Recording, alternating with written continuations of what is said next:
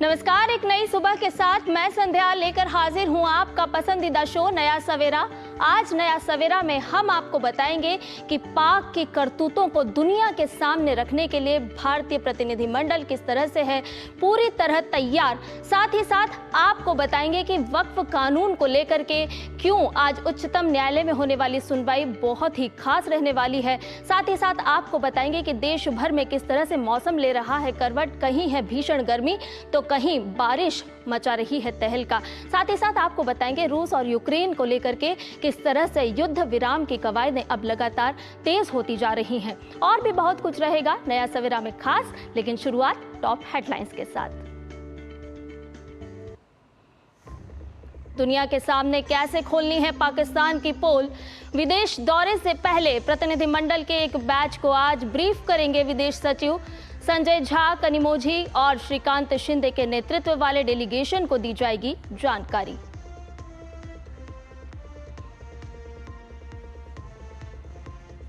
नए वक्फ कानून पर आज सीजेआई की बेंच में होगी सुप्रीम सुनवाई।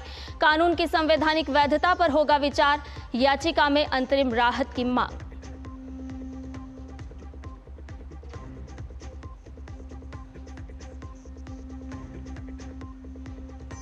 डोर्नियर विमान और आईएनएस कावरत्ती की ताकत देखेगी दुनिया।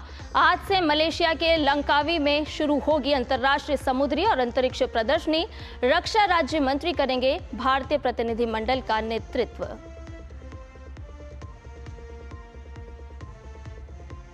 पुतिन से फोन पर बातचीत के बाद ट्रंप ने कहा संघर्ष विराम पर फौरन बातचीत शुरू करेंगे रूस और यूक्रेन। पोप लियो ने की मेजबानी की पेशकश।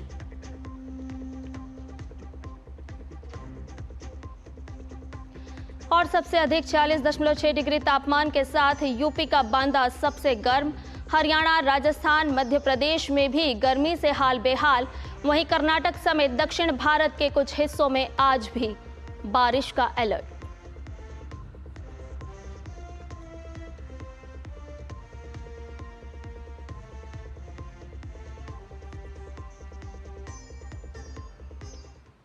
तो नया सवेरा में सबसे पहले बात मोदी सरकार की कूटनीति की ओर, उसके डिप्लोमेटिक स्ट्राइक की।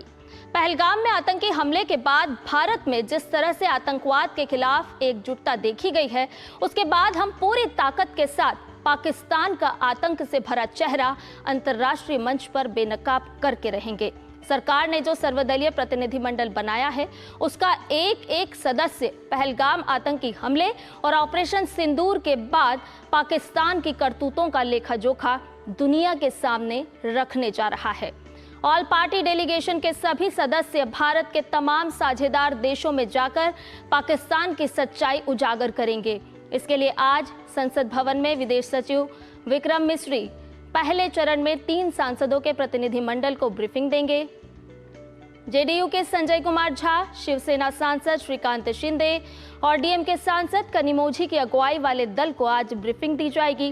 दरअसल ऑल पार्टी डेलीगेशन 7 हिस्सों में बटा हुआ है, जिनमें से आज 3 दलों को ब्रीफिंग दी जाएगी। भारत का सर्वदलीय प्रतिनिधिमंडल दुनिया भर में आतंकवाद के खिलाफ भारत की आवाज बुलंद करेगा। इससे पहले विदेश सचिव विक्रम मिस्री ने सोमवार को विदेश मामलों की संसदीय समिति के सामने तमाम मुद्दों पर स्थिति को स्पष्ट किया। ये बैठक करीब 3 घंटे चली।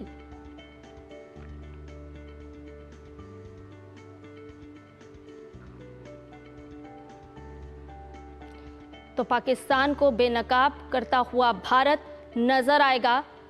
विदेश सचिव विक्रम मिस्री ब्रीफिंग करेंगे।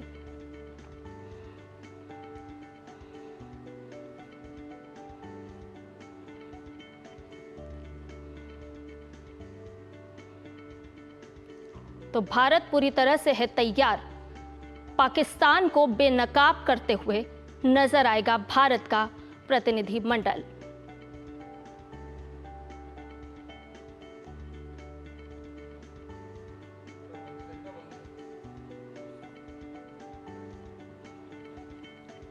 विदेश सचिव विक्रम मिस्री जानकारी देंगे प्रतिनिधिमंडल को और कूटनीतिक लिहाज से ये दौरा बेहद ही अहम रहने वाला है। क्योंकि भारत पाक के नापाक मंसूबों को दुनिया के सामने रखेगा, मैं प्रमाण रखेगा। दुनिया को बताया जाएगा कि पाक किस तरह से नापाक इरादे रखता है।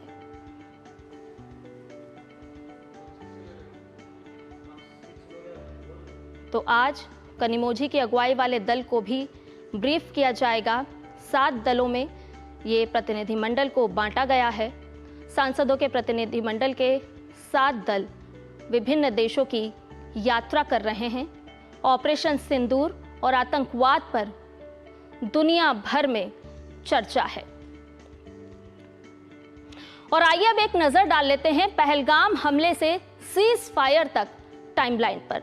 जी हां, आपको बताएं कि 22 अप्रैल 2025 ये वो दिन जब पहलगाम में आतंकवादी हमला हुआ और 26 पर्यटकों की बर्बर हत्या कर दी गई। 23 अप्रैल 2025 ये वो तारीख जब पाकिस्तान की ओर से संघर्ष विराम का उल्लंघन शुरू किया गया।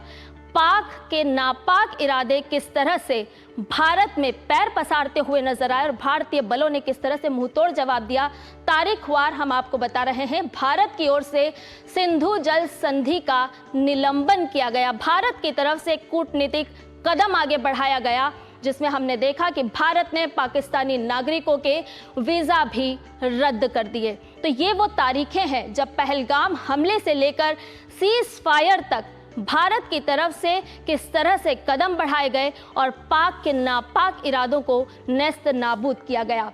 पहलगाम हमले से लेकर सीज फायर तक की कहानी 6 से 7 मई 2025 1:05। जी हां, भारतीय सशस्त्र बलों का ऑपरेशन सिंदूर, ये वो तारीख, ये वो समय जब ऑपरेशन सिंदूर भारतीय सेना की तरफ से शुरू किया गया। भारत का पाकिस्तान पीओके में 9 आतंकी लॉन्च पैड्स पर सटीक हमला किया गया। जी हां, सटीक हमला किया गया। 9 ठिकाने जिन्हें नेस्त नाबूद कर दिया गया। 8 मई 2025 की रात पाकिस्तान का स्वार्म ड्रोन और भारी तोपखाने से जम्मू कश्मीर और पंजाब में कई जगहों पर हमले किए गए। तो किस तरह से पाक ने भारत में आतंक फैलाने की नापाक इच्छा रखी और उसका भारतीय सशस्त्र बलों ने मुंहतोड़ जवाब दिया। 9 मई 2025 की सुबह पाकिस्तान के एयर डिफेंस पर भारत का हमला किया गया। वो ठिकाने जहां आतंक पल बढ़ रहा था, उन ठिकानों पर भारतीय सेना ने मुंहतोड़ जवाब देते हुए कार्रवाई की। भारतीय वायुसेना ने लाहौर में पाकिस्तान के HQ-9B एयर डिफेंस सिस्टम को पूरी तरह से नष्ट कर दिया। और यही वजह है कि भारत की सेना को आज पूरा देश सलाम कर रहा है। किस तरह से आतंक को मुंहतोड़ जवाब दिया गया। 9 मई 2025 की रात जब पाकिस्तान का स्वार्म ड्रोन और मिसाइलों से 26 भारतीय ठिकानों पर हमले किए गए। जी हां, ये वो रात थी जब पाकिस्तान का स्वार्म ड्रोन की तरफ से हमले किए गए। 9 मई 2025 देर रात भारतीय सेना का सियालकोट अंतर्राष्ट्रीय सीमा और कई LOC सेक्टर पर भारी हमला हुआ। तो ये वो तारीखें हम बता रहे हैं जो आपको जानना, आपको याद रखना बेहद ज़रूरी है। 10 मई 2025 की सुबह जब भारतीय वायुसेना का हवाई हमला हुआ, तो ये वो तारीख है 10 मई 2025 की सुबह जब भारतीय वायुसेना का हवाई हमला हुआ। तो पाक के नापाक मंसूबों को किस तरह से घुटनों पर लाया गया भारतीय सेना की तरफ से, ये वो तारीखें हैं जो हम आपको बता रहे हैं। इस्लामाबाद सहित पाकिस्तान के 8 प्रमुख एयरबेस पूरी तरह से तबाह कर दिए गए। पूरी तरह से इन एयरबेस को उड़ा दिया गया, क्योंकि भारत ने साफ कर दिया है कि आतंक को किसी भी कीमत पर बर्दाश्त नहीं किया जाएगा। 10 मई 2025 शाम पाकिस्तानी DGMO ने भारतीय DGMO को फ़ोन कर सीधी बातचीत शुरू की। जी हाँ, पाक घबराया और उसके बाद DGMO से बात करने की पहल की गई। जिस तरह से भारतीय सेना ने अपना पराक्रम दिखाया, तो 10 मई 2025 शाम 5 बजे का वो समय जब संघर्ष विराम की घोषणा हुई। ये भी याद रखना बहुत ज़रूरी है, ये वो तारीख है जल थल आकाश में हर तरह की सैन्य कार्रवाई को रोकने का निर्णय लिया गया। यानी कि नापाक मंसूबों को जिस तरह से भारतीय सेना मुंहतोड़ जवाब दे रही थी, सीज़फायर के बाद इस कार्रवाई को रोकने का निर्णय लिया गया।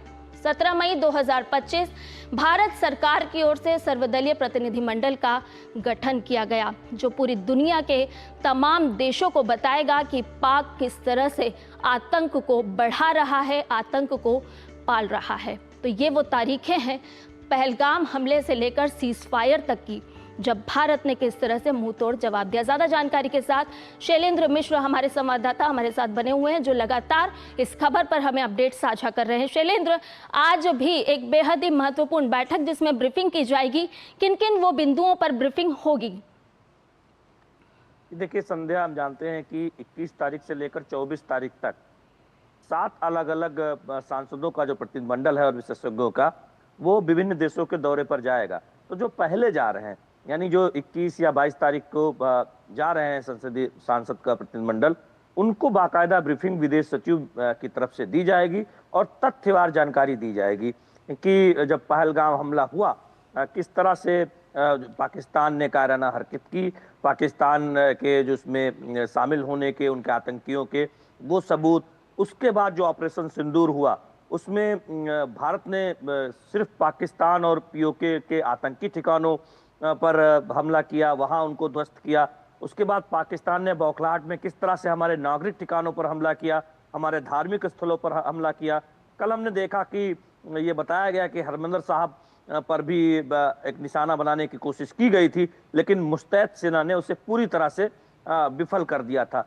तो ये पूरी एक जानकारी और तथ्य और सबूत दिए जाएंगे, उसकी एक विस्तृत जानकारी दी जाएगी। देखिए, कल जो बैठक हुई थी विदेश मंत्रालय के संसदीय समिति की, उसमें एक बैकग्राउंडर नोट दिया गया था, उसमें सिलसिलेवार तरीके से पूरी जानकारी दी गई थी। और संसदीय समिति के अगर सदस्यों को देखें, विदेश मंत्रालय की जो संसदीय समिति है उसके तमाम सदस्य प्रतिनिधिमंडल का हिस्सा है। खुद अध्यक्ष शशि थरूर हैं जो एक प्रतिनिधिमंडल की अगुवाई कर रहे हैं, रविशंकर प्रसाद शामिल हैं इस संसदीय समिति में, वो भी एक प्रतिनिधिमंडल की अगुवाई कर रहे हैं। बासुरी स्वराज हैं, अवैसी साहब हैं, निशिकांत दुबे हैं, तमाम ऐसे नेता हैं जो किसी न किसी प्रतिनिधिमंडल में शामिल हैं। तो कल बहुत महत्वपूर्ण बात विक्रम मिश्री की तरफ से की गई कि जो झूठ का नैरेटिव पाकिस्तान की तरफ से फैलाने की कोशिश की जाती रही है, उसका भी पर्दाफाश कल हुआ, जो सूत्र हमारे बता रहे हैं। और आज जो ब्रीफिंग होने वाली है, इसमें 3 जो पहले चरण में जो 3 प्रतिनिधिमंडल जा रहा है, संजय झा, कनिमोई और श्रीकांत शिंदे के नेतृत्व में, उनको बाकायदा ब्रीफिंग दी जाएगी, बैकग्राउंडर नोट दिया जाएगा, इन मुद्दों पर दुनिया एक बैकग्राउंडर बताया जाएगा। शैलेंद्र, साथ ही साथ भारत का जिस तरह से एक कूटनीतिक प्रहार अब देखने को मिलेगा, तो दुनिया ये देखेगी कि पाक किस तरह से आतंक को फैला रहा है, आतंक के मंसूबों को कामयाब कर रहा है। और ये आतंक के खिलाफ लड़ाई सिर्फ भारत की नहीं है, बल्कि दुनिया के तमाम देशों की है, क्योंकि आतंक ही वो जड़ है जो कहीं ना कहीं आपकी प्रगति को, किसी भी देश की प्रगति को रोकता है। और भारत कहीं ना कहीं इसमें अग्रणी भूमिका निभाता हुआ नजर आ रहा है आतंक के खिलाफ लड़ाई को लेकर। देखिए संध्या, एक बात समझनी बहुत जरूरी है कि दुनिया में आतंकवाद के खिलाफ जो लड़ाई है, भारत उसकी वैश्विक अगुवाई कर रहा है। अब भारत ये चाहता है कि दुनिया समझे कि जिन देशों में पनाह मिलता है आतंकवादियों को, उनके इंफ्रास्ट्रक्चर को, उन पर कार्रवाई क्यों नहीं की जा रही है और उनको मदद क्यों दी जा रही है। IMF में जो कर्ज मंजूर किया और भारत ने जिसका विरोध किया, पाकिस्तान को जो कर्ज, उसके बाद हमने देखा कि IMF ने कड़ी शर्तें लगाई हैं जी। तो अब भारत दुनिया को ये बताएगा कि पाकिस्तान में आतंकवाद पलित होता है और उसके लिए तमाम तथ्य और सबूत सामने रखे जाएंगे और किस तरह से पाकिस्तान झूठ का नैरेटिव खड़ा करता है वो बताया जाएगा। इसीलिए ये प्रतिनिधिमंडल जा रहा है, इसमें America, France, Japan, UAE, Saudi Arabia, Qatar, तमाम महत्वपूर्ण देश शामिल हैं, जो संयुक्त राष्ट्र सुरक्षा परिषद के स्थायी सदस्य देश भी शामिल है। इसके साथ ही साथ इस्लामिक मुल्क जो महत्वपूर्ण है वो भी शामिल है जी। तो अब दुनिया को ये बताया जाएगा कि दुनिया में कहीं भी कोई एक जगह नहीं होनी चाहिए जहां आतंकवादी सुरक्षित महसूस करें, या फिर कोई भी ऐसा देश नहीं होना चाहिए जो आतंकवादियों को समर्थन भी करे और दुनिया से मदद भी ले सके। तो अब भारत की मुहिम उस ओर जा रही, यानी एक कदम आगे जा रही, क्योंकि एक बात तो पहले ही कह दी गई है प्रधानमंत्री नरेंद्र मोदी की तरफ से कि हम आतंकवादियों और आतंकवादियों की सरस वाली सरकार जो है, जो आतंकवादियों को संरक्षण देती है, उनमें कोई अंतर नहीं करेंगे। और अब हमारा डॉक्ट्रिन बहुत स्पष्ट है कि आतंकवादी हमला अगर भविष्य में हुआ तो उससे हम एक्ट ऑफ वॉर मानेंगे। तो पाकिस्तान को तो संदेश बहुत स्पष्ट है, लेकिन हम अब दुनिया को ये बताना चाहते हैं कि पाकिस्तान एक आतंकवादी मुल्क है, उस पर लगाम लगनी चाहिए, उसकी वित्तीय मदद बंद होनी चाहिए और उसके झूठ के नैरेटिव का पर्दाफाश होना चाहिए। इसीलिए ये प्रतिनिधिमंडल जा रहा है, 33 देशों की यात्रा करेगा। ये जो 7 प्रतिनिधिमंडल है अलग अलग सांसदों का, इसमें विशेषज्ञ हैं, इसमें जम्मू कश्मीर से आप देखें प्रमुख नेता गुलाम नबी आजाद हैं, इसमें सैयद अकबरुद्दीन जैसे जो महत्वपूर्ण लोग हैं वो भी शामिल है। शैलेंद्र, लेकिन यहाँ पर यह भी जानना बहुत महत्वपूर्ण हो जाता है कि ऑपरेशन सिंदूर की जानकारी दुनिया को दी जाएगी कि भारत की तरफ से किस तरह से ऑपरेशन सिंदूर चलाया गया और नापाक इरादों को मुंहतोड़ जवाब दिया गया। ऐसे में अगर हम एक कदम और आगे बढ़ के अगर सोचते हैं तो क्या ये जो सर्वदलीय प्रतिनिधिमंडल दुनिया के तमाम देशों में जा रहा है, तो क्या हम देखें कि संयुक्त राष्ट्र में जब भी भारत अपनी बात रखेगा तो किसी तरह से आतंक के खिलाफ कोई प्रस्ताव के रूप में भी भारत की बात आगे आ सकती है? देखिए, यूएनएससी में भारत हमेशा पाकिस्तान में जो आतंकी गतिविधियां होती रही हैं उसको रेखांकित करता रहा है। पाकिस्तान जो समर्थन देता रहा आतंकवाद को, उसको रेखांकित करता रहा और भारत लगातार ये बात कहता रहा है कि पाकिस्तान एक आतंकी मुल्क है और दुनिया के जो देश जो विश्व शांति चाहते हैं, जो कहते हैं कि आतंकवाद की कोई जगह दुनिया में नहीं है, वो सिर्फ कहे ना जी, वो उनके बिल्कुल शैलेंद्र, सिर्फ कहना नहीं होगा बल्कि भारत के साथ इस लड़ाई में आगे भी आना होगा। बहुत बहुत शुक्रिया शैलेंद्र, तमाम जानकारी हमसे साझा करने के लिए। और वहीं आपको बताएं कि सेना प्रमुख जनरल उपेंद्र द्विवेदी ने ऑपरेशन सिंदूर के दौरान सैनिकों की अनुकरणीय भूमिका के लिए बधाई देने और भारतीय वायुसेना तथा सीमा सुरक्षा बल के साथ समन्वय में की गई संयुक्त कार्रवाइयों की समीक्षा करने के लिए रेगिस्तानी क्षेत्र में कोणार्क कोर के अग्रिम क्षेत्रों में लोंगेवाला का दौरा किया। कोणार्क कोर के सैनिकों के साथ बातचीत करते हुए सेना प्रमुख ने अंतर्राष्ट्रीय सीमा की रक्षा में उनकी वीरता, अटूट प्रतिबद्धता और दृढ़ संकल्प की सराहना की।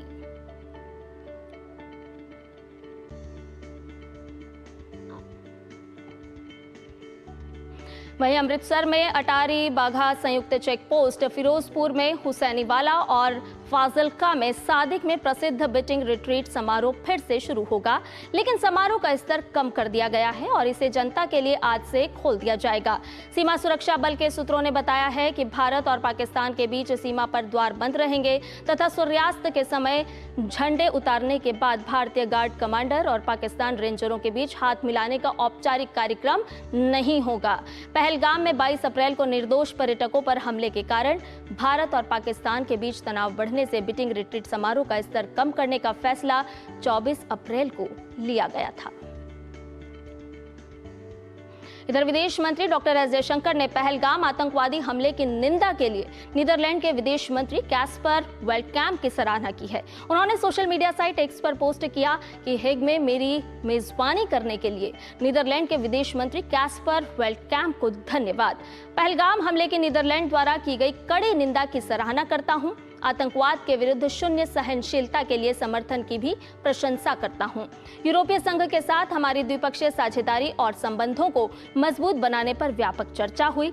बहुध्रुवीयता के युग में वैश्विक स्थिति पर विचारों का आदान प्रदान किया।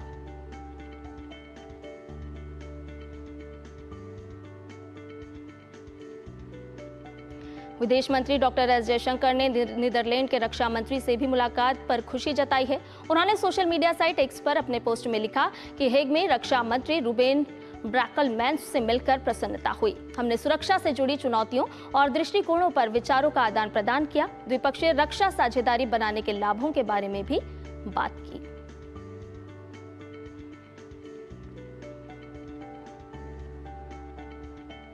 और वहीं सुप्रीम कोर्ट आज नए वक्फ कानून को चुनौती देने वाली याचिकाओं पर सुनवाई करेगा।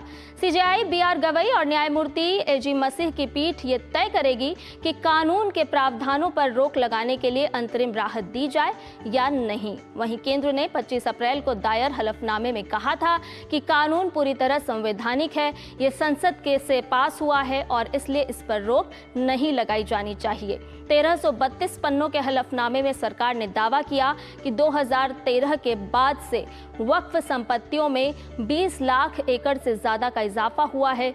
कई निजी संपत्तियों को वक्फ में ले लिया गया।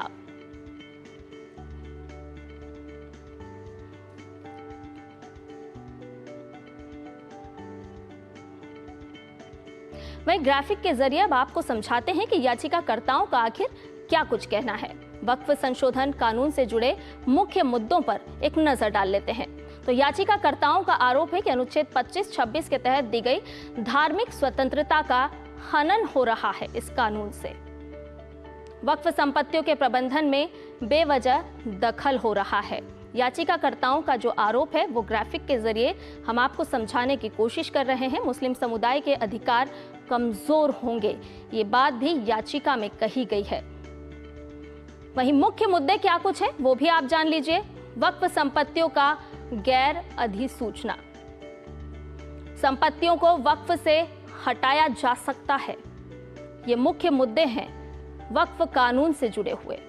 वक्फ बोर्डों में गैर मुस्लिमों की नियुक्ति, तो ये जो याचिका है उससे जुड़े हुए कई ऐसे मुख्य मुद्दे हैं। गैर मुस्लिमों की नियुक्ति संविधान के खिलाफ है।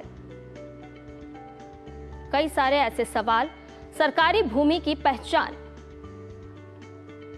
वक्फ बोर्ड को लेकर ये वो मुख्य मुद्दे हैं। सरकारी जमीन वक्फ के तहत शामिल की जा सकती है। वहीं अब आपको बताते हैं कि केंद्र सरकार का किस तरह से रुख है। अभी हमने आपको बताया कि केंद्र सरकार के द्वारा हलफनामा भी जारी किया गया।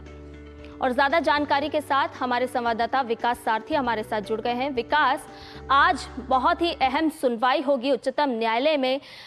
केंद्र की तरफ से अपने हलफनामे में साफ किया गया है कि क्यों ये कानून लाया गया। 1332 पेजों के हलफनामे में बहुत कुछ बता दिया गया, बहुत कुछ समझा दिया गया, लेकिन आज जो याचिकाकर्ताओं की सुनवाई पर अंतरिम फैसला आने की संभावना क्या कुछ नजर आ रही है?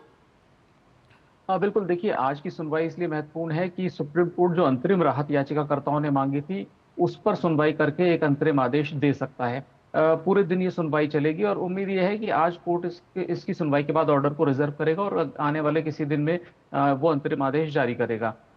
मुख्य तौर पर आप जैसा बता रही थी कि केंद्र ने इसमें अपना हलफनामा देकर ये कहा है कि याचिकाकर्ताओं की जो चिंताएं हैं वो मिसकंसीव्ड हैं। वो जो भी बदलाव इस वक्फ कानून में लाए गए हैं वो 2-3 बड़े बिंदुओं को एड्रेस करने के लिए लाए गए हैं। मसलन वक्फ की जो प्रॉपर्टीज हैं उनका मैनेजमेंट सही नहीं है, जिसका फायदा अभी जो पूरा वक्फ का जो सिस्टम है आप देखते हैं उसके जो पदाधिकारी हैं वो लोग एक पारदर्शी तरीके से इन वक्फ प्रॉपर्टीज को मेंटेन नहीं कर रहे हैं।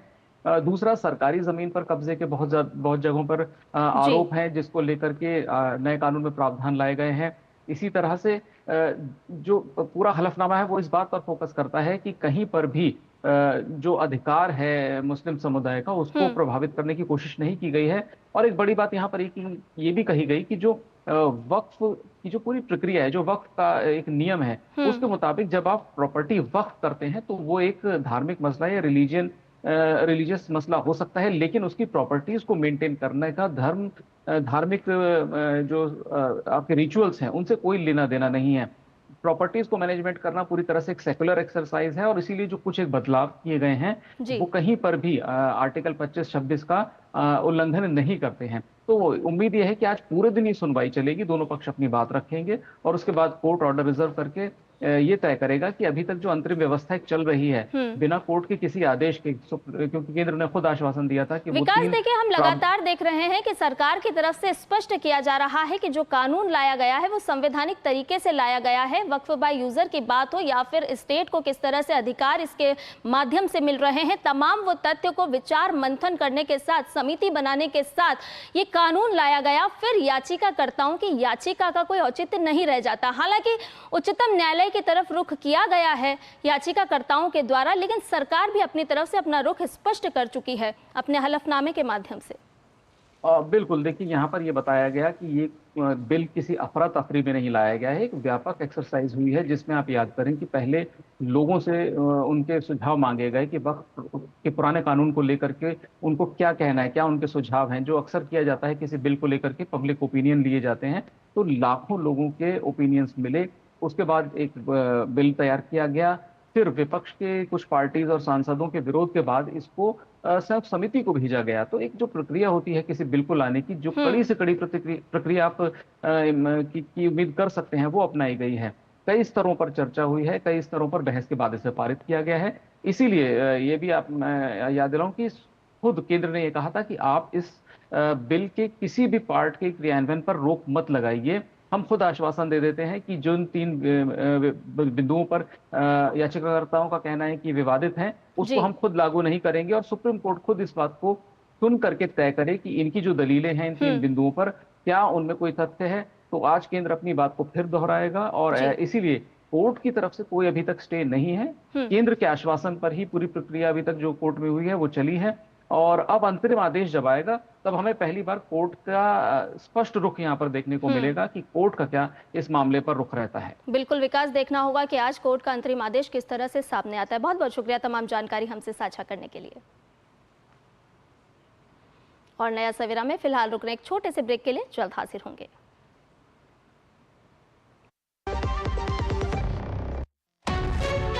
विभाग अनेक, कंप्लेंट बॉक्स 1। किसी भी सरकारी दफ्तर, विभाग या बैंक से जुड़ी शिकायत के लिए pgportal.gov.in पर जाएं, रजिस्टर करें, संबंधित विभाग चुनें, शिकायत दर्ज करें और ट्रैकिंग आईडी नोट करें। एसएमएस या ईमेल पर एक्नॉलेजमेंट पाएं और शिकायत का जवाब सीधे मंत्रालय से प्राप्त करें। अब तक 1 करोड़ 12 लाख से अधिक भारतीयों ने भरोसा जताया। सीपी ग्राम्स, आपकी हर शिकायत का हल। अभी शिकायत दर्ज करें pgportal.gov.in।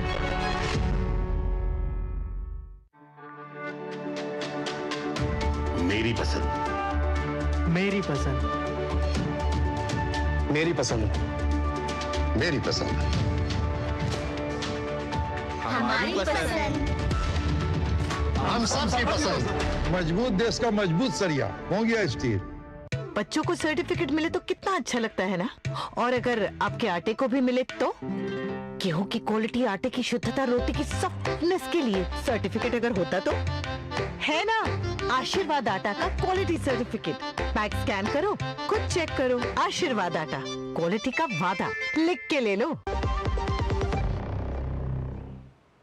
और ब्रेक के बाद नया सवेरा में आपका एक बार फिर से स्वागत है और अब आपको बता देते हैं मौसम के मिजाज से जुड़ी हुई खबरें। जी हां, राजधानी दिल्ली समेत उत्तर पश्चिम के कई राज्यों में तापमान सामान्य से अधिक होने से भीषण गर्मी पड़ रही है, जिसके बाद दिल्ली में अधिकतम तापमान 41 से 43 डिग्री सेल्सियस के बीच रहा, जबकि उत्तर प्रदेश के बांदा में सोमवार को सबसे अधिक तापमान 46.6 डिग्री सेल्सियस दर्ज किया गया।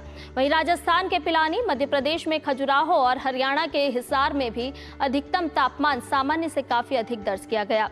राजस्थान में पिलानी में 46.4 डिग्री सेल्सियस के साथ दूसरे सबसे अधिकतम तापमान वाला शहर रहा, जबकि एमपी के खजुराहो में 46 डिग्री सेल्सियस और हरियाणा के हिसार में 45.4 डिग्री सेल्सियस तापमान दर्ज किया गया। सूरज के बढ़ते तापमान का सीधा असर आम जनजीवन पर भी देखने को मिल रहा है। दोपहर के समय घर से निकलने में काफी मुश्किलों का सामना करना पड़ रहा है।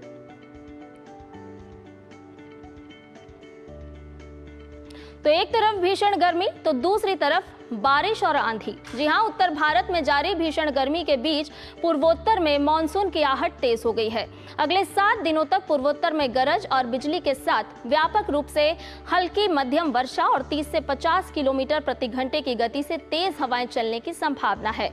आज अरुणाचल प्रदेश, असम, मेघालय, मिजोरम और त्रिपुरा के अलग अलग स्थानों पर भारी बारिश हो सकती है। मध्य असम में ऊपरी चक्रवाती हवा का प्रवाह समुद्र तल से 1.5 किलोमीटर ऊपर तक रहने की उम्मीद है। वहीं असम में भारी बारिश के कारण धेमाजी से जोनाई बाजार से टिनमाइल घाट तक की सड़क क्षतिग्रस्त हो गई है।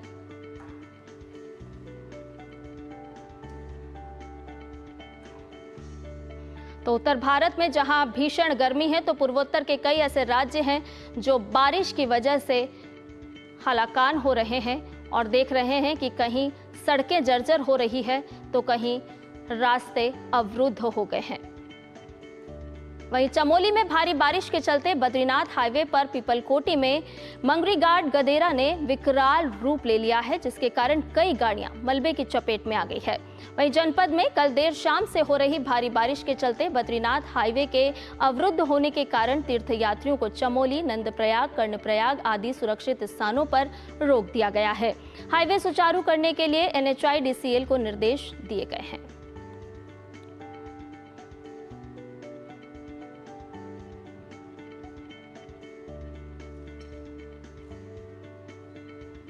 तो चमोली में बारिश है, तेज बारिश की वजह से लोगों को परेशानी का सामना करना पड़ रहा है।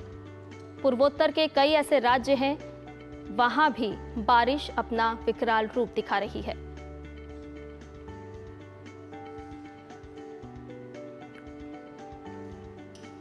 और ज्यादा जानकारी के साथ हमारे संवाददाता अलग अलग जगहों से हमारे साथ जुड़ गए हैं। मुदिता पोपली जुड़ गई हैं बीकानेर से, मेघना जुड़ गई हैं बेंगलुरु से, रितेश रंजन चेन्नई से हमारे साथ जुड़ गए हैं। उन्हीं का रुख कर लेते हैं। सबसे पहले मेघना के पास चलते हैं। मेघना, आपसे जानना चाहेंगे कि बेंगलुरु में भी हम देख रहे हैं कि तेज बारिश हो रही है और जिसकी वजह से लोगों को काफी परेशानी और दिक्कतों का सामना करना पड़ रहा है। लोकल एडमिनिस्ट्रेशन की अगर हम बात करें तो किस तरह से वहां पर व्यवस्था की गई है? क्या इसे मानसून की दस्तक माना जाए? Yes, heavy rains in Bengaluru from past few days, especially the previous night. For the entire stretch of night, there has been heavy rains. आप अभी भी देख सकते हैं कि बारिश हो रहा है। लोगों को बहुत मुश्किल हो रहा है क्योंकि electric poles have fallen down, the trees have been uprooted, and the water has clogged in many low-lying areas. The government currently is on war food. The CM is getting the minute-to-minute updates. The BBMP is also visiting rain-affected areas and are in rescue operations. ये सारी चीज़ चल रही है, लेकिन लोगों को ये अभी पता है कि प्रिपेयर्डनेस ज़्यादा होना चाहिए था। ये मानसून भी नहीं है, इनफैक्ट ये प्री मानसून है। और आप सबको पता है कि बैंगलोर में ट्रैफिक का इशू कितना है। तो रेन की वजह से, बारिश की वजह से और ज़्यादा बढ़ गया है ये इशू। लोगों को कम्यूट करने में बहुत मुश्किल हो रहा है, office, school, college. So people feel there has to be more preparedness for the coming monsoon. जी, मुदिता भी हमारे साथ जुड़ी हुई है। मुदिता, आपसे मौसम का ताज़ा हाल जानना चाहेंगे कि इस वक्त का मौसम क्या कुछ कह रहा है, किस तरह से करवट लेता हुआ मई के माह में ये मौसम नजर आ रहा है? जी मैडम, यहाँ पर अभी गर्मी का माहौल है और अभी गर्मी का माहौल का हाल ये है कि अभी आगे नौतपा शुरू होने वाला है। 25 तारीख से 2 तारीख तक आगे नौतपा रहेगा। हालांकि प्रशासन द्वारा पूरी तैयारी कर ली गई है, फिर भी गर्मी का ये मौसम है क्योंकि राजस्थान में वैसे हमेशा रातें ठंडी रहती हैं, लेकिन इस बार सबसे आलम यह है कि जहाँ 44 डिग्री दिन में तापमान जा रहा है, वहीं रात में भी तापमान 32 डिग्री से ऊपर जा रहा है। तो ऐसी कंडीशन में जो रातें हैं वो भी बहुत ज्यादा गर्म बनी हुई है। जिला प्रशासन अपने स्तर पर तैयारियां माकूल कर रहा है। चूंकि ये सीमावर्ती क्षेत्र है, तो सीमावर्ती क्षेत्र होते हुए हमें तो आसपास में BSF भी है, जवान भी हैं, तो उनको देखते हुए BSF द्वारा भी माकूल विशेष व्यवस्थाएं की गई हैं। और इस संबंध में BSF जो IG है जी बताया कि सीमावर्ती क्षेत्रों में जो BSF के जवान हैं उनके लिए BOPs में कूल रूम बनाए गए हैं। इसके साथ साथ आइस बैग्स इत्यादि की व्यवस्था की जा रही है। बिल्कुल, हम देख रहे हैं कि मौसम किस तरह से लगातार करवट ले रहा है। सुबिना भी हमारे साथ जुड़ी हुई है। सुबिना, आपसे जानना चाहेंगे कि इस वक्त मौसम क्या कुछ कह रहा है, किस तरह से कहर बरपा रहा है और जनजीवन जो है वो किस तरह से अस्त व्यस्त नजर आ रहा है? जी, जो बारिश का सीजन है पिछले लगभग 1 सप्ताह से शुरू हो गया था असम में, और आज जैसे कि असम और मेघालय में ऑरेंज अलर्ट जारी किया गया है और आने वाले 7 दिनों तक ही पूरा एंटायर नॉर्थ ईस्ट में बारिश होने की संभावना है, अलॉन्ग विद गस्टी विंड्स जो कि 30 to 50 किलोमीटर पर आवर के बीच प्रति घंटा से बहने वाली है। और इसी के साथ आइसोलेटेड रेन्स भी, heavy to very heavy rainfalls भी असम के कुछ इलाकों में दिखाई देगी। पहली बात तो यह है कि बारिश क्यों इतना ज्यादा होता है असम में। फर्स्ट ऑफ ऑल तो हिमालय जो है एक बैरियर की तरह एक्ट करता है, जिसकी वजह से ऑरोग्राफिक शिफ्ट होता है रेन्स का, और यहाँ पे कंडेंस होके ज्यादा प्रेसिपिटेशन यानी कि बारिश होती है। और साथ ही असम नॉर्थ ईस्ट के साथ सटा हुआ है बे ऑफ बंगाल, जिससे कि भारी मात्रा में मॉइस्चर आता है बारिशों से, और इसी वजह से जो है मॉइस्चर जो कैरीड आता है तो उसी से बराक वैली हो गया, फिर असम वैली, ब्रह्मपुत्र वैली में रेव्स आते हैं। फिर इसके बाद और साउथ वेस्ट मॉनसून जो है और उसका तो प्रभाव रहता ही है, और जो असम जो है चारों तरफ से पहाड़ों से घिरा हुआ है, जैसे कि अरुणाचल जो है पहाड़ी क्षेत्र है, मिजोरम हो गया, नागालैंड हो गया, ये सारी जो पहाड़ी क्षेत्र है और इनके बीच जो है ये ब्रह्मपुत्र वैली है। इसी की वजह से जो है जो बारिश होती है वो यहाँ पे ज्यादा हो जाती है। इसी की वजह से जो है यहाँ के 3-4 महीने जो है अस्त व्यस्त हो जाते हैं। हालांकि ये टी सेक्टर के लिए काफी अच्छा न्यूज है, क्योंकि टी जो है उसमें बारिश लगातार चाहिए होता है अच्छे प्रोडक्शन के लिए, लेकिन जो है जो साधारण जीवन है, जो लोग नदी के आसपास में रहते हैं उनका जो जीवन है इफेक्ट होता है। इसी के लिए जो है स्टेट गवर्नमेंट ने भी बिल्कुल सुबिना, अच्छे प्रोडक्शन के लिए बारिश भी जरूरी है, लेकिन ये बारिश जब अपना विकराल रूप दिखाने लगती है तो जनजीवन अस्त व्यस्त हो जाता है। चेन्नई से हमारे साथ रितेश रंजन भी जुड़े हुए हैं। चेन्नई में भी रितेश रंजन, तेज बारिश हो रही है जिसकी वजह से लोगों को परेशानी का सामना करना पड़ रहा है। अगर हम मौसम विभाग की बात करें तो कौन कौन से ऐसे स्थान है, कौन कौन सी ऐसी जगह है जहां पर अलर्ट जारी किए गए हैं?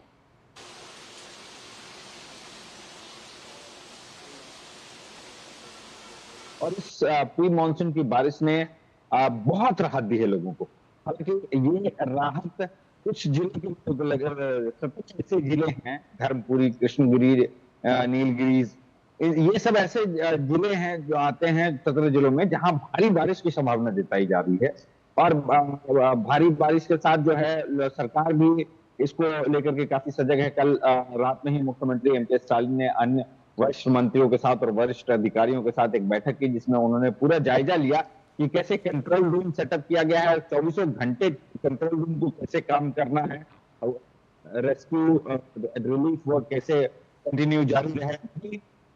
उन्होंने एक कैंप, रिहेबिलिटेशन कैंप वगैरह भी स्थापित किए हैं कि जहां इन रेस्क्यू कैंप में जो है लोगों को रखा जाए, उनके खाने पीने, रहने, बिजली, बेसिक सुविधाएं जो है मौजूद रहे। क्योंकि मौसम विभाग के और जो विशेषज्ञों का कहना है, उनका ये कहना है कि इस बारिश से जो ग्राउंड वाटर है वो रिचार्ज हो जाएगा। अभी जो सबसे ज्यादा जरूरत है, अभी जो बारिश काफी दिनों से अभी गर्मी पड़ रही थी, उसके कारण जो है मौसम में थोड़ी नरमी आएगी। मैं आपको बता दूं कि मौसम विभाग के अनुसार जो मिलारू का रहा है वो 30 डिग्री और मैक्सिमम जो रहा है वो 37 डिग्री रहा है। वहीं चेन्नई की बात करें तो चेन्नई में ये तापमान 25 डिग्री न्यूनतम रहा है, 33 डिग्री अधिकतम रहा है। हालांकि स्कूल कॉलेजेस की बात की जाए तो अभी स्कूल में छुट्टियां चल रही है। कुछ ऐसे सीनियर स्कूल हैं और कॉलेजेस हैं जहां एग्जाम्स चल रहे हैं, तो इसके लिए कोई छुट्टियों की घोषणा सरकार की तरफ से नहीं की गई है। लेकिन सरकार हर तरह से बिल्कुल रितेश, हम देख रहे हैं कि लगातार किस तरह से चेन्नई में भी बारिश ने अपना प्रकोप दिखाया है और किस तरह से मौसम विभाग की तरफ से लगातार चेतावनी दी जा रही है और एहतियात बरतने के लिए भी कहा जा रहा है। आप सभी का हमारे दर्शकों तक अपडेट साझा करने के लिए बहुत बहुत धन्यवाद, बहुत बहुत शुक्रिया।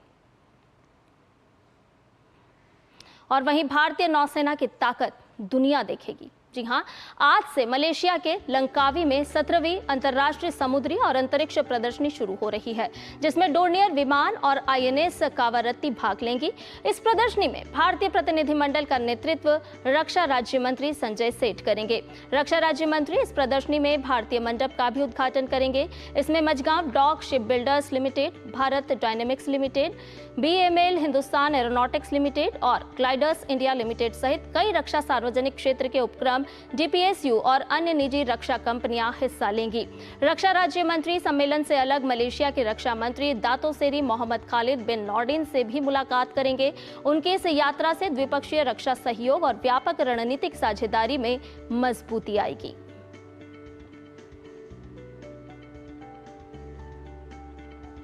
इधर राष्ट्रवादी कांग्रेस पार्टी के वरिष्ठ नेता छगन भुजबल को आज महाराष्ट्र मंत्रिमंडल में शामिल किया जाएगा। शपथ ग्रहण समारोह राजभवन में सुबह 10 बजे होगा। छगन भुजबल को खाद्य एवं नागरिक आपूर्ति विभाग मिलने की उम्मीद है। छगन भुजबल इससे पहले भी कई बार मंत्री पद संभाल चुके हैं।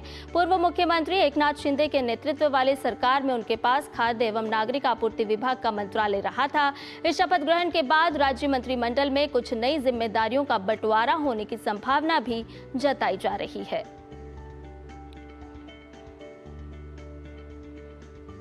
और इसके साथ ही नया सवेरा में फिलहाल रुक रहे एक छोटे से ब्रेक के लिए, लेकिन ब्रेक के बाद जब लौटेंगे तो आपको बताएंगे अखबारों की सुर्खियों के बारे में।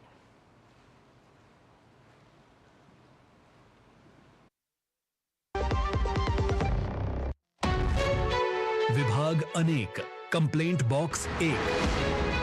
किसी भी सरकारी दफ्तर, विभाग या बैंक से जुड़ी शिकायत के लिए pgportal.gov.in पर जाएं, रजिस्टर करें, संबंधित विभाग चुनें, शिकायत दर्ज करें और ट्रैकिंग आईडी नोट करें।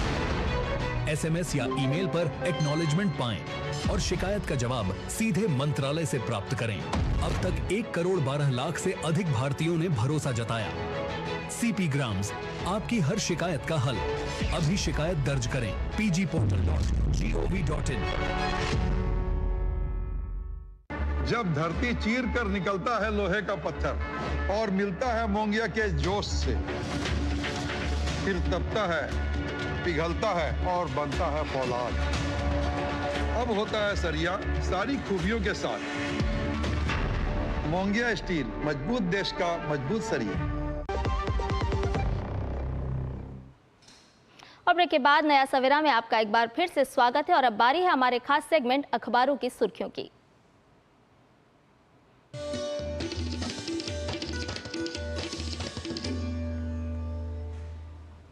और अखबारों के तमाम सुर्खियों को समेटे हुए स्टूडियो में मौजूद है हमारे साथ गौरव श्रीवास्तव। गौरव, आज के अखबारों की अगर बात करें तो कौन कौन सी खबरें जो हेडलाइन के साथ प्रमुखता लिए हुए महत्वपूर्ण स्थान के साथ प्रकाशित की गई हैं?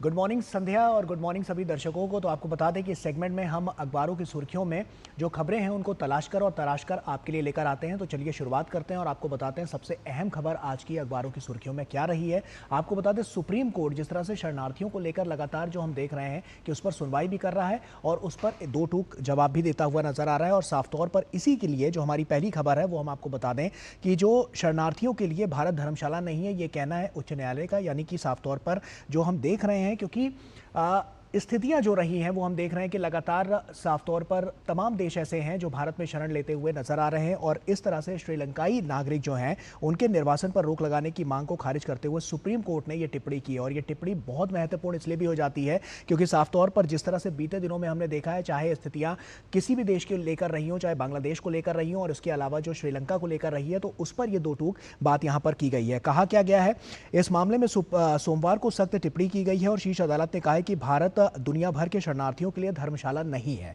इसके अलावा अनुच्छेद 19 के तहत भारत में बसने वाले अधिकार सिर्फ भारतीय नागरिकों को हैं और इन टिप्पणियों के साथ कोर्ट ने निर्वासन पर रोक लगाने और भारत में ही बसने की इजाजत मांगने वाले श्रीलंकाई तमिल नागरिक की याचिका खारिज कर दी है। और ये स्थितियां इसलिए भी साफ तौर पर और ज्यादा उजागर होती हुई नजर आई हैं क्योंकि शीर्ष अदालत ने कहा है कि क्या भारत को दुनिया भर के शरणार्थियों को शरण देनी चाहिए और हम पहले से 140 करोड़ की आबादी से जूझ रहे हैं और ये कोई धर्मशाला नहीं है जहां पर हम दुनिया भर से आए विदेशी नागरिकों को शरण दें। और साथ ही इसके अलावा भी एक पॉइंट उन्होंने जो सबसे ज्यादा उठाया गया है वो है श्रीलंका में जान का खतरा बताने पर उन्होंने कहा है कि वो किसी अन्य देश में शरणार्थी का दर्जा प्राप्त करें, भारत में इसके लिए जगह नहीं है और ऐसे में शरणार्थियों के लिए भारत कोई धर्मशाला नहीं है। इस बात को सबसे पहले कोट किया गया है। इसके अलावा अगली खबर का रुख करते हैं, यह बहुत महत्वपूर्ण है। जैसा कि हमने देखा कि 3 नए कानून आए और उसी के साथ 0 FIR यानी कि EFIR जो है उस पर किस तरह से नई कैटेगरीज वहां पर रखी गई हैं और किस तरह से और ज्यादा इसमें प्रगति आगे बढ़ती हुई नजर आ रही है। इसको लेकर गृह मंत्रालय जो है वो सजग है और ऐसे में गृह मंत्री अमित शाह ने भी तमाम इसके लिए दिशा निर्देश जो हैं वो जारी किए हैं। किस तरह से, क्योंकि अब जो 10 लाख से अधिक की धोखाधड़ी पर यह सुविधा अब उपलब्ध करती हुई नजर आएगी और गृह मंत्री शाह ने दिल्ली में पायलट प्रोजेक्ट के रूप में इसे शुरू किया है। क्या कुछ है इसमें, आइए आपको बताते हैं। आपको बता दें कि साइबर धोखाधड़ी के शिकार लोगों को FIR दर्ज कराने के लिए अब पुलिस के चक्कर नहीं काटने पड़ेंगे। ऐसे में भारतीय साइबर अपराध समन्वय केंद्र के राष्ट्रीय साइबर अपराध पोर्टल यानी कि NCRP और हेल्पलाइन नंबर 1930 पर जो शिकायतें हैं वो स्वतः E0 FIR में तब्दील हो जाएंगी और ये अपने आप होगा। हमने ये देखा था कि सहूलियत के हिसाब से ही इसको रखा गया था। इसके अलावा फिलहाल 10 लाख रुपए से अधिक की साइबर धोखाधड़ी के मामलों में इस सुविधा का लाभ साफ तौर पर मिलता हुआ नजर आएगा। और मोदी सरकार साइबर सुरक्षित भारत में निर्माण के लिए साइबर सुरक्षा ग्रिड को मजबूत कर रही है और इसीलिए ये बहुत अहम कदम है। जिनके साथ कुछ इस तरह की ठगी होती है जो लोगों के साथ, तो उस पर यह बहुत बड़ा कारगर स्टेप यहाँ पर उठाया जा रहा है। इसके अलावा दिल्ली की बात करें तो दिल्ली सरकार अपने 100वें दिन कर सकती है बड़ी घोषणा। ये अभी से दिल्ली वासियों के लिए एक अच्छी खबर के तौर पर इसको हम ले सकते हैं, क्योंकि लगातार जब से यहाँ पर हमने देखा है कि जो सरकार बनी है रेखा गुप्ता की, जब से मुख्यमंत्री बनी है, लगातार एक्शन फॉर्म में नजर आ रही हैं और ताबड़तोड़ जो एक्शन लिए जा रहे हैं वो जनहित में जारी किए जा रहे हैं और उससे सीधा लाभ जो है वो लोगों को मिलता हुआ नजर आएगा। 100वें दिन में कुछ बड़ी घोषणाएं हैं, आपको बता दें क्या इसमें हो सकता है। इसमें अगर हम देखें तो पानी के बिलों से राहत हो सकता है, मिल सकती है। मुफ्त सिलेंडर समेत अपनी चुनावी घोषणा पत्र में शामिल किसी भी योजना का यहाँ पर ये जो सरकार है वो ऐलान कर सकती है और ये इस लिहाज से दिल्ली वासियों के लिए एक अच्छी खबर साबित होगी, क्योंकि आने वाले समय में हमने देखा है कि लगातार जो एक्शन मोड में सरकार नजर आ रही है वो कई ऐसे स्टेप्स उठा रही है जिससे सीधा लाभ जो है वो जनता को मिलता हुआ नजर आ रहा है। अगली खबर का रुख करते हैं। आपको बता दें कि जिस तरह से पॉल्यूशन को लेकर हम देख रहे हैं लगातार जो एक्शन मोड है वो लगातार देखने को मिल रहा है। तमाम इसमें नीतिगत निर्णय भी लिए जा रहे हैं, बैठकों का दौर भी है और उसके अलावा भी क्या कुछ हो रहा है वो हम आपको बताते हैं। क्योंकि जो यहाँ पर जो खबर है वो है कि हवा फिर हुई खराब, ग्रैब पर आज कुछ फैसला हो सकता है। लेकिन जैसा हमने देखा कि मौसम में जो परिवर्तन आया है उससे पॉल्यूशन में कुछ कमी भी आई है। क्या कुछ है इसमें, क्योंकि रविवार को ग्रैब हटाया गया था और अनुमान के अनुसार 20 से 22 मई तक प्रदूषण का स्तर जो है वो सामान्य रहने की उम्मीद है और इससे पहले सोमवार को भी प्रदूषण के सामान्य रहने की जो संभावना है वो जताई गई थी। लेकिन इसको लेकर भी बैठकों का दौर है कि किसी भी तरह से पॉल्यूशन को बढ़ने न दिया जाए। तो साफ तौर पर हमने देखा इसको लेकर नीतिगत जो बैठकें हैं वो लगातार चलती हुई नजर आ रही हैं और इसीलिए ग्रैब पर आने वाले दिनों में अब और ज्यादा सख्ती और नजर रखी जा रही है। अगली खबर का रुख करते हैं और ये जो खबर है ये म्यूचुअल फंड से रिलेटेड है और आपको बता दें कि महिलाओं की जो है इसमें भागीदारी और ज्यादा बढ़ती हुई नजर आ रही है। कारोबार जगत के लिए ये अच्छी खबर है और 26% जो हिस्सेदारी है वो म्यूचुअल फंड में बढ़ती हुई नजर आई है। कैसे, इसमें फाइनेंशियल ईयर अगर हम 2025 की बात करें तो म्यूचुअल फंड की जो कुल संपत्ति है वो 23% हो गई है, यानी कि 12 लाख करोड़ रुपए से अधिक बढ़कर 65.74 लाख करोड़ रुपए से ज्यादा की यहां पर दिखाई जा रही है। इसके अलावा भी तमाम जो आंकड़े हैं वो अच्छे संकेत देते हुए नजर आ रहे हैं। तो अखबारों की सुर्खियों में फिलहाल अभी के लिए इतना ही। आइए सीधे चलते हैं अपनी सहयोगी संध्या के पास और देखते हैं अन्य खबरें। बिल्कुल गौरव, बहुत बहुत शुक्रिया अखबारों के जगत से हमारे दर्शकों के लिए बहुत ही कम समय में अलग अलग क्षेत्रों से खबरों को समेट के लाने के लिए। और आइए अब आपको लिए चलते हैं खेल जगत में और दिखाते हैं खेल जगत से जुड़ी हुई तमाम खबरें।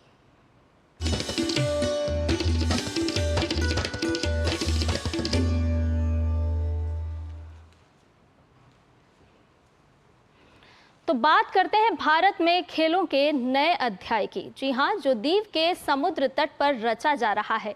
खेल मंत्री मनसुख मांडविया ने खेलो इंडिया बीच गेम्स के पहले संस्करण का आगाज दीव के प्राचीन घोघला बीच पर एक रंगारंग कार्यक्रम के दौरान किया। 6 दिन तक चलने वाले खेलो इंडिया बीच गेम्स में इस बार देश भर से 1000 से ज्यादा खिलाड़ी 6 पदक स्पर्धाओं में हिस्सा ले रहे हैं। पदक स्पर्धाओं में बीच सॉकर, बीच वॉलीबॉल, बीच कबड्डी, बीच सैपक टकराव, पैनकैक सिलाट और ओपन वाटर स्विमिंग शामिल हैं। इसमें प्रदर्शन, खेल, मलखंब और रस्साकशी भी आयोजित किए जाएंगे, जिसमें तटीय शैली के साथ पारंपरिक भारतीय खेलों की झलक भी देखने को मिलेगी।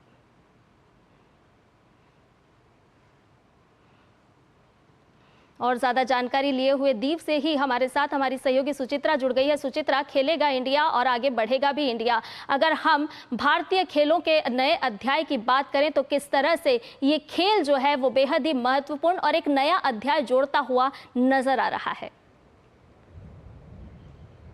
जी बिल्कुल संध्या, सुप्रभात। आप देख सकती हैं कि जो दीव है वो जाना जाता है समुद्र के लिए, रेत के लिए और सूरज के लिए, और यही संदेश दिया है प्रधानमंत्री ने कि ये हमारी विरासत है। जो इस देश के जो बीचेस हैं वो भी हमारी विरासत है, तो उनका भी पूरी तरह से सदुपयोग करना ज़रूरी है। और बीच गेम से बेहतर क्या हो सकता है इस देश के युवाओं को इस देश के खूबसूरत तटों से जोड़ने के लिए। और ये जो खेलो इंडिया बीच गेम्स हैं उसी दिशा में एक शानदार शुरुआत है, क्योंकि जो बीच गेम्स हैं वो सिर्फ जैसे कि प्रधानमंत्री ने भी कहा कि कोई शौक नहीं है, कोई हॉबी नहीं है, ये करियर के लिए विकल्प भी हो सकते हैं। तो अब वो वक्त आ गया है कि जो बीच गेम्स गेम्स हैं उसमें भी देश के युवा अपना करियर बनाएं। और जो भारत है, हमने देखा है कि लगातार खेलों की दुनिया में जिस तरह आगे बढ़ रहा है, 2047 में खेलों की महाशक्ति बनने का जो लक्ष्य है, ये खेलो इंडिया बीच गेम्स उसी दिशा में एक महत्वपूर्ण कड़ी साबित होंगे। पहली बार खेलो इंडिया का जो बैनर है, खेलो इंडिया का जो अम्ब्रेला है, उसके नीचे ये खेलो इंडिया बीच गेम्स का आयोजन किया जा रहा है। पिछले साल दीव बीच गेम्स का आयोजन किया गया था, लेकिन इस बार खेलो इंडिया का नाम भी जुड़ गया है इन बीच गेम्स के साथ। तो हम ये कह सकते हैं कि ये जो खेलो इंडिया बीच गेम्स है, एक नया अध्याय है भारत का खेलों की महाशक्ति बनने की दिशा में। सुचित्रा, वो कौन कौन से खेल हैं जो इस बीच गेम्स में इस बार नए जुड़े हैं और यहाँ पर अपना कौशल दिखाने के लिए, खिलाड़ियों को अपना प्रदर्शन दिखाने के लिए मौका मिलेगा?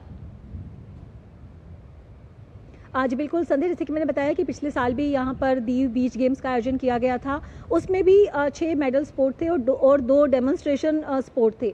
तो इस बार भी हम कहें कि जो खेलों का जो खांचा है वो लगभग वैसा ही है। 6 इस बार भी हमें मेडल स्पोर्ट देखने को मिलेंगे, बीच सॉकर, बीच वॉलीबॉल, बीच कबड्डी, पेंचक सिलट, और उसके अलावा 2 जो डेमोन्स्ट्रेशन स्पोर्ट है, मलखम्ब और रस्साकशी, वो भी इस बार देखने को मिलेंगे। ये क्योंकि खेलो इंडिया बीच गेम्स का पहला ही संस्करण है, तो हम ये कहें कि शुरुआत भले ही छोटी हो, लेकिन उम्मीद यही करनी चाहिए कि आगे चलकर ये खेलों का जो दायरा है वो और भी बढ़ता हुआ दिखाई देगा। और सी स्विमिंग भी, ओपन वाटर स्विमिंग भी जो है वो मेडल स्पोर्ट में इस बार शामिल है। तो जाहिर तौर पर खिलाड़ियों के लिए तो एक नया अनुभव है ही, वहीं दर्शकों के लिए जरूर ये एक बेहद नया अनुभव साबित होने वाला है। और हम उम्मीद करते हैं कि इन खेलों के जरिए दीव एक टूरिस्ट डेस्टिनेशन के रूप में भी जरूर लोकप्रिय होगा। बिल्कुल सुचित्रा, टूरिस्ट के लिए भी लोकप्रिय होगा, दर्शकों के लिए भी लोकप्रिय होगा। और हम देख रहे हैं कि लगातार बीच गेम्स जो है वो विकास के साथ किस तरह से अपनी विरासत को संजोए हुए आगे बढ़ रहा है। बहुत बहुत शुक्रिया सुचित्रा, तमाम जानकारी हमसे और हमारे दर्शकों से साझा करने के लिए। और आइए अब देखते हैं दुनिया भर की कुछ खास खबरें।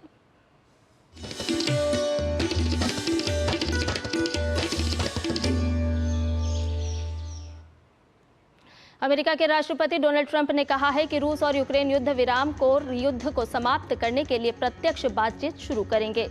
उन्होंने रूस के राष्ट्रपति व्लादिमीर पुतिन के साथ फोन पर लंबी बातचीत के बाद कहा कि पुतिन से बातचीत सकारात्मक रही और दोनों देश बातचीत के लिए तैयार हैं। अमेरिका के पूर्व राष्ट्रपति जो बाइडेन ने प्रोस्टेट कैंसर से पीड़ित होने और कैंसर के हड्डियों तक फैल जाने के बाद दुनिया भर से मिले समर्थन के लिए आभार जताया है। बाइडेन ने आज सुबह सोशल मीडिया पर लिखा कि कैंसर हम सभी को प्रभावित करता है, हमें प्यार और समर्थन देने के लिए सभी का धन्यवाद। इजराइल के प्रधानमंत्री बेंजामिन नेतन्याहू ने ब्रिटेन, फ्रांस और कनाडा के नेताओं पर जोरदार हमला बोला है। नेतन्याहू ने इन देशों के खिलाफ तीखा बयान देते हुए कहा कि वे 7 अक्टूबर 2023 को हुए हमास के हमले का समर्थन कर रहे हैं। दरअसल इजराइल ने एक ही दिन में गाजा में ऑपरेशन गिदोन के रथ के तहत 160 से अधिक आतंकी ठिकानों पर हमला किया था।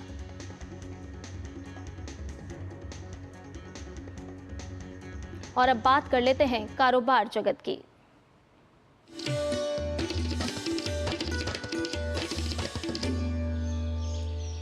तो कारोबार जगत में आपको बता दें कि भारत के खाद्यान्न उत्पादन में रिकॉर्ड बढ़ोतरी हुई है। कृषि मंत्री शिवराज सिंह चौहान ने जानकारी दी कि भारत का खाद्यान्न उत्पादन 2024-25 में 106 लाख टन से अधिक बढ़कर लगभग 1700 लाख टन हो गया है, जो पिछले वर्ष की इसी अवधि की तुलना में 6.83% अधिक है। वित्त वर्ष 2023-24 में देश का कुल खाद्यान्न उत्पादन करीब 1557.6 लाख टन था। केंद्रीय कृषि मंत्री ने कहा कि वित्त वर्ष 2023-24 में रबी फसल का उत्पादन 1600 लाख टन था, जो अब बढ़कर 1645.27 लाख टन हो गया है। साथ ही उन्होंने कहा कि सरकार का लक्ष्य न केवल देश की खाद्यान्न आवश्यकताओं को पूरा करना है, बल्कि भारत को विश्व का खाद्यान्न भंडार बनाना भी है। वहीं केंद्रीय वाणिज्य और उद्योग मंत्री पीयूष गोयल का आज अमेरिका दौरा का अंतिम दिन है। दौरे के बीच भारत अमेरिका के बीच जल्द ही द्विपक्षीय व्यापार समझौते पर सहमति बन सकती है। अभी तक की वार्ता के बाद दोनों पक्ष काफी बिंदुओं पर सहमत हो गए हैं। ऐसे में माना जा रहा है कि जुलाई के पहले हफ्ता तक व्यापार समझौते को अंतिम रूप दिया जा सकता है। भारत द्विपक्षीय व्यापार समझौते के जरिए समान बाजार उपलब्धता से लेकर समान अवसर सुनिश्चित करना चाहता है। भारत चाहता है कि उसके पेशेवर और उच्च तकनीकी ज्ञान रखने वाले लोगों को अमेरिकी बाजार में समान रूप से अवसर उपलब्ध हों।